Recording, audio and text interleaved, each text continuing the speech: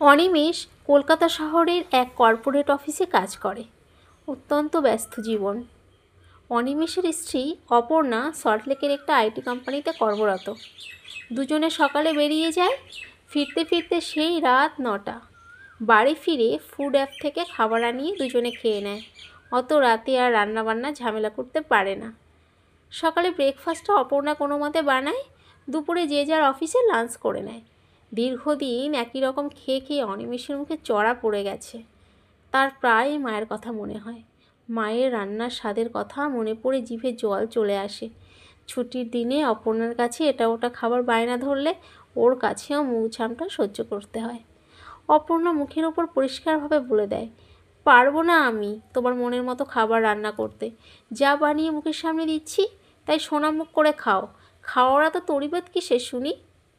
অনিমেষ আমতা আমতাভাবে বলে, সবার বউ কত ভালো ভালো রান্না করে বরকে খাওয়ায়। আমার পাশের কিউবে গেলে বসে সৌমিক, ওর বউ তো ওকে প্রত্যেক দিন রকমারি টিফিন সাজিয়ে দেয়। সৌমিক যখন লাঞ্চ বক্স খোলে তখন সুগন্ধে পুরো অফিসটা ম ম করে। আমার তো গন্ধ শুকিয়ে জিভে জল চলে আসে। আহা, নোলা কত! আচ্ছা, তার মা কি ছোট থেকে বাবুকে খেতে শিখিয়েছে, খাবার বানাতে শেখায়নি? তারপর গলার স্বর বিকৃত করে বলে, তা শেখাবে কেন? পুরুষ মানুষ কেন রান্নাঘরে ঢুকবে? রান্না তো করবে বাড়ির বউরা। বিয়ে করলেই তো বাড়ির বউদের হাতে হাতা খুন্তি ধরিয়ে দেওয়া হয়। কিন্তু আমি অমন ঘরোয়া বাড়ির বউ নই সোনা, যে তোমার হুকুম তামিল করব। নিজে যা খাবে তা বানিয়ে নাও। এসব কথা সহ্য করে আসছে অনিমেষ। খেতে ইচ্ছে হলেও তাই অপর্ণাকে কিছু বলতে সে ভয় পায়। মায়ের কাছে ছোটোবেলায় তার সবচেয়ে ভালো লাগতো পায়েস খাওয়া, বিশেষ করে যখন মন খারাপ হতো। মা ঠিক বুঝতে পারতো কখন তার মন খারাপ হচ্ছে। ছেলের মন ভালো করার জন্য সেদিনই পায়েস বানাতো তার মা।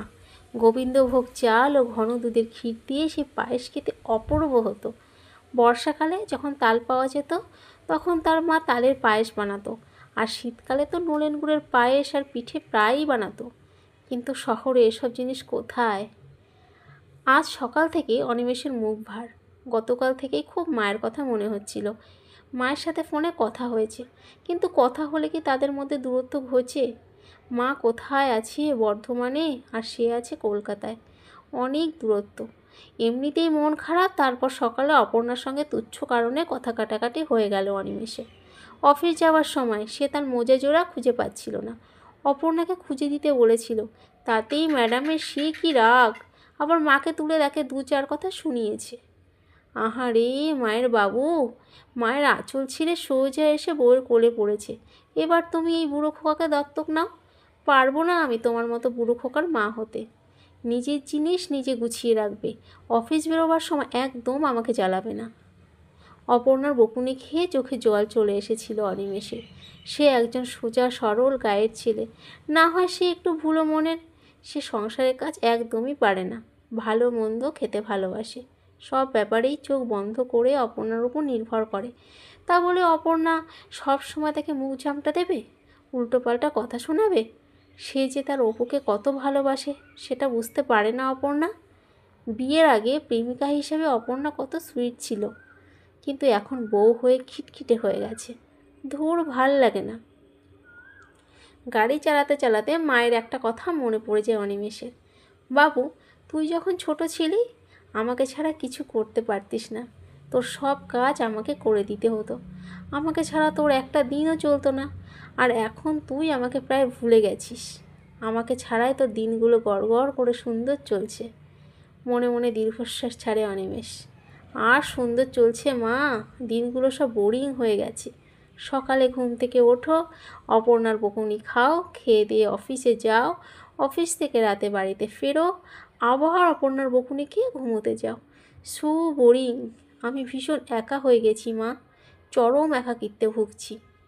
অনিমেষ বুঝতে পারে মায়ের কাছ থেকে সে অনেকটা দূরে সরে গেছে, সে অনেকটাই বদলে গেছে। হঠাৎ একটা হঠকারী সিদ্ধান্ত নেয় অনিমেষ। ফোনটা বের করে অফিসে মেইল করে দেয়, ভীষণ অসুস্থ, প্রচণ্ড পেট ব্যথা, আজকে অফিসে যেতে পারছি না। মেলটা পাঠিয়ে দিয়ে মুচকি হাসে অনিমেষ। ছোটোবেলায় এই বাহানা দিয়ে সে স্কুল বন্ধ করত, আজ আবার নিজের ছোটোবেলায় ফিরে যেতে ইচ্ছে করছে। বাইকের অভিমুখ ঘুরিয়ে সে কলকাতা থেকে সোজা বর্ধমানের উদ্দেশ্যে রওনা দেয়। রাত্রি প্রায় 8টা নাগাদ সে বর্ধমানের বাড়িতে পৌঁছয়। প্রতিমা দেবী তখন সবে শুতে যাওয়ার জন্য প্রস্তুতি নিচ্ছিল। হঠাৎ ছেলেকে দেখে সে অবাক হয়ে যায়। বাবু, তুই এত রাতে বাইক নিয়ে এতটা কেন এলি? কিছু হয়েছে বাবা? বৌমার সাথে ঝগড়া হয়েছে? মাকে জড়িয়ে ধরে আবদার করা অনিমেষ। আমার তোমাকে দেখতে ইচ্ছে করছিল, তাই চলে এসেছি মা। ছেলের মাথায় হাত বুলিয়ে দেয় প্রতিমা দেবী। পাগল, ছাড় আমাকে, তোর খাওয়ার ব্যবস্থা করি। ক্লান্ত অনিমেষ বাথরুমে ঢুকে যায় ফ্রেশ হওয়ার জন্য।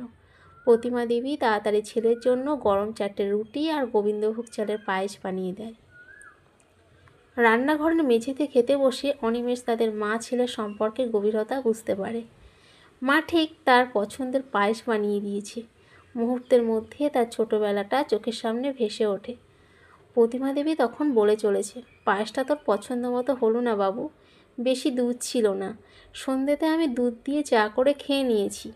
আমি কি ছাই জানতাম যে তুই আসবি? তাহলে ঠিক বুধনদের ঘর থেকে দুধ এনে রাখতাম। এটো হাতেই অনিমেষ মাকে জড়িয়ে ধরে। আমি খুব ভুল করে ফেলেছি মা, কাজের চাপে আমি তোমার কাছে আসতে পারিনি। আমি জানি তুমি প্রতিদিন আমার জন্য অপেক্ষা করো, কিন্তু কি করব বলো, শহরে জীবনে অভ্যস্ত হয়ে গেছি। তুমি প্লিজ আমার কাছে চলো মা, আমরা মা ছেলে দুজন একসাথে থাকবো। তা কীভাবে হবে বাবু? তোদের টোনাটুনির ব্যস্ততার সংসার, ওখানে আমি গিয়ে থাকতে পারবো না বাবা।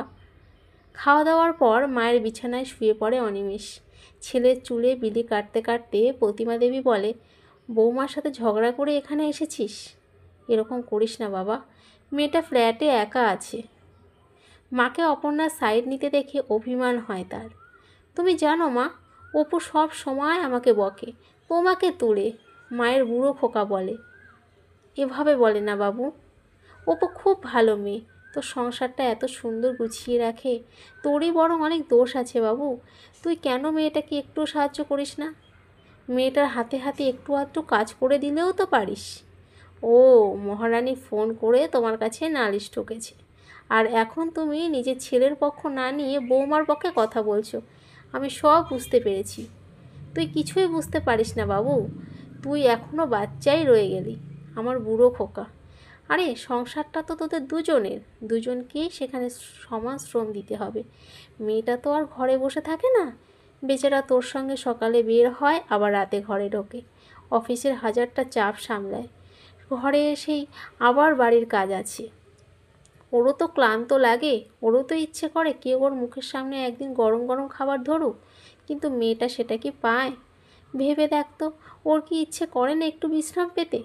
তুই যদি ওর হাতে হাতে একটু কাজ করে দিস, সংসারে ওকে সাহায্য করিস, তাহলে তো নিজেদের মধ্যে ভালোবাসার বাঁধন শক্ত হবে।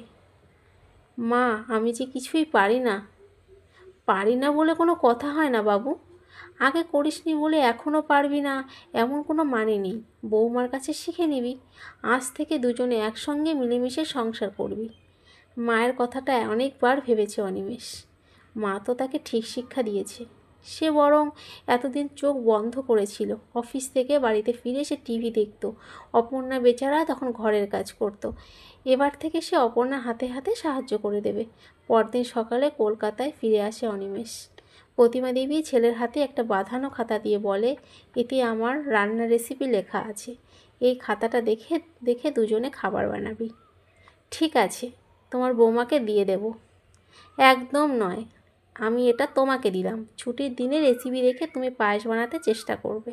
কিছু বুঝতে না পারলে আমাকে ফোন করবে, আমি তোমাকে হেল্প করে দেব। মাকে প্রণাম করে বাইক স্টার্ট দেয় অনিমেষ। এবার মায়ের কাছে এসে তার একটা কথা উপলব্ধি হলো, সম্পর্কের মধ্যে ভালোবাসার চিনিটা ঠিকঠাক গুলিয়ে নিতে হয়, তবেই সেটা পায়েসের মতো সুমিষ্ট হয়।